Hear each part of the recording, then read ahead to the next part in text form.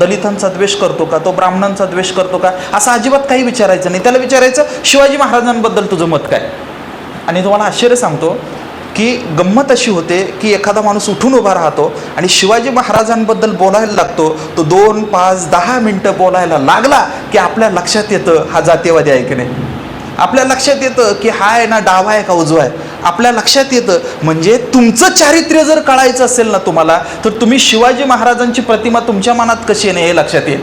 म्हणजे एखाद्या वक्त्यानं भाषणाला सुरुवात केली आणि शिवाजी महाराजांच्या समोर तो काय विशेषणं वापरतो याच्यावरून सुद्धा त्याचं राजकारण कळतं.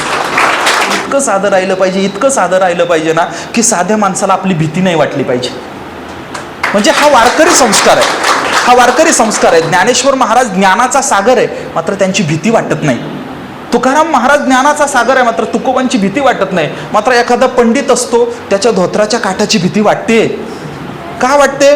कारण त्याचं ज्ञान जे असतं ना, त्या ज्ञानाला काटेरी काय फणे असतात. आपण ज्ञानी असलंच पाहिजे आणि त्यासाठी आपण खूप प्रामाणिकपणे धडपड केली पाहिजे. मला असं वाटतं की अशी एक प्रामाणिक धडपड या पुस्तकाच्या रूपानं समोर आलेली आहे. मी वैभवजींना मनापासून धन्यवाद देतो. आपल्याला खूप दूर जायचं आहे, खूप दूर जायचं आहे. आणि मला आज खूप भारी वाटलं बरं का. काय वाटलं की काका बोलत असताना मी खरं सांगतो, अहो ह्याच प्रतिक्रिया असतात. सर्वसामान्य शेतकरी कुटुंबातून आलेल्या माणसांना काय असतं, आपण ज्या भागातून आलेलो आहोत, जवळची सत्ता माणसाला सर्वोच्च वाटत असते. त्याच्यामुळं पुस्तक लिहिणं, कारखान्याचा डायरेक्टर होणं, यात कारखान्याचा डायरेक्टर होणं मोठं वाटतं. आता त्याला काय करणार आपण. वस्तुस्थिती सांगतो मी कोपरगाव तालुक्यातल्या 4 सहकारी साखर कारखाने असणाऱ्या आणि थोडीशी राजकीय पार्श्वभूमी असणाऱ्या कुटुंबातला भाग आहे, म्हणून मला हे नीट माहिती आहे बरं का. आपण समजून घ्या की पुस्तक लिहिणं, बोलणं, व्यक्त होणं याच्याकडं बेकारपणा म्हणून पाहिलं जातं. मात्र आपल्याला पहिल्या पिढीला त्यासाठी संघर्ष करावाच लागेल आणि पुढं जावं लागेल. वैभव, तुम्ही खूप उत्तम पद्धतीने हे काम करतायत आणि त्यातल्या त्यात तुम्ही निवडलेला जो मार्ग आहे तो शिवाजी महाराजांचा मार्ग आहे. मी सांगू तुम्हाला, महाराष्ट्रामध्ये संतांचं आणि शिवाजी महाराजांचं नाव घ्या. तुम्ही फक्त शिवाजी महाराज किंवा संतांचं नाव घेतलं ना की लोक तुमच्याकडे आदरानं पाहायला सुरुवात करतात. फक्त नाव घ्या. शिवाजी महाराज राष्ट्रनिर्माते होते. शिवाजी महाराज भारतीय राजकारणातील स्वातंत्र्याचे जनक होते.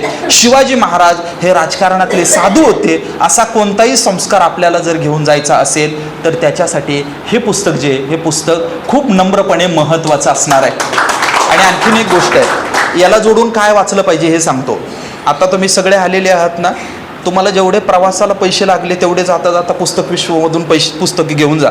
त्यात 3 पुस्तकं घ्यायचे. एक पहिलं पुस्तक घ्यायचं, ते हे घ्यायचं, हेच घ्यायचं पुस्तक. आणि काय करायचं, वाढदिवसाला बुके नाही द्यायचा, काही नाही द्यायचं. काय द्यायचं, हे पुस्तक द्यायचं. दरवेळी वाचलं जाईल का, अजिबात नाही. मात्र आहे ना, नवखं जे पोरगं आहे ना, त्याच्या हाताला कुठलं तरी मेंदू सडवणारं पुस्तक लागण्यापेक्षा हे लागलं ना 1000 एका पोराच्या, तरी कल्याण होईल. म्हणजे पहिलं पुस्तक हे न्यायचं एक. दुसरं पुस्तक कोणतं न्यायचं, तर ते दुसरं पुस्तक न्यायचं, ते शिवराज्याभिषेक नावाचं पुस्तक न्यायचं, अनिल पवार सरांनी केलेलं.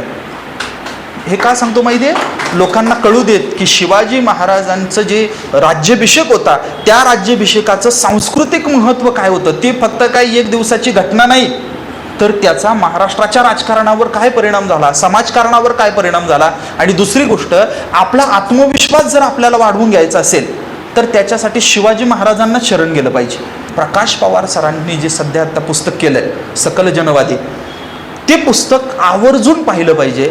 सध्याच्या काळामध्ये मागच्या अनेक दिवसांमध्ये शिवाजी महाराजांच्या बद्दल मला चांगलं पुस्तक तशा अर्थानं वाचायला मिळालं नव्हतं. श्रीनिवास सावंत सरांनंतरच तसं वाचायला मिळालं नव्हतं. मात्र या काळामध्ये मला पर्वणी आहे आणि मला असं वाटतं की आम्हाला प्रकाश पवार सरांचं पुस्तक वाचायला मिळालं, आम्हाला अनिल पवार सरांचं पुस्तक वाचायला मिळालं आणि आम्हाला वैभव साळुंके सरांचं पुस्तक वाचायला मिळालं.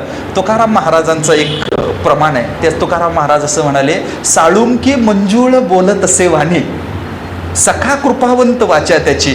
मला असं वाटतं या साळुंकीच्या वाणीला अधिक गोडवा यावा, शिवछत्रपतींचा आशीर्वाद मिळावा असा सद्भाव व्यक्त करतो. थांबतो. रामकृष्ण हरी.